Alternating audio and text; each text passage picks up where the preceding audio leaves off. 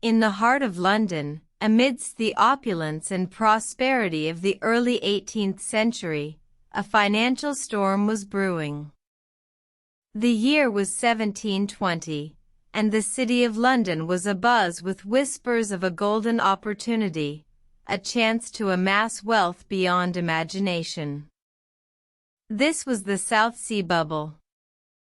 The South Sea Company, a trading enterprise granted a monopoly over trade with South America, had proposed an audacious plan.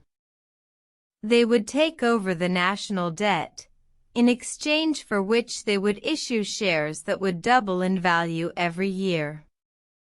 The allure was irresistible to many, promising a path to wealth for the common man and the noble alike. The company's shares skyrocketed, and the streets of London echoed with the sound of fortunes being made. However, beneath the surface, the foundations of this grand edifice were built on sand. The company's financial projections were based on wildly optimistic predictions, and the South Sea Bubble was about to burst. On August 12, 1720, the House of Commons was told of the company's duplicitous practices. The news sent shockwaves through the city. Shares plummeted, and the once powerful South Sea Company was left in ruins.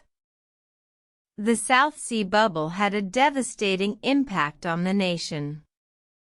Thousands of investors, lured by the promise of easy wealth, lost their fortunes overnight. The government, too, was left in a precarious financial situation, having relied heavily on the South Sea Company to manage its debt. The South Sea Bubble serves as a stark reminder of the dangers of unchecked greed and the importance of financial prudence. It was a lesson that would echo through the ages, a tale of a time when the allure of quick wealth led to ruin. In the aftermath of the bubble, the government took steps to regulate the financial markets and protect investors. Yet, the memory of the South Sea Bubble lingered, a cautionary tale of financial excess and the perils of blind ambition. Thus, the South Sea Bubble, a burst of greed and ruin in the heart of London, left an indelible mark on the annals of financial history.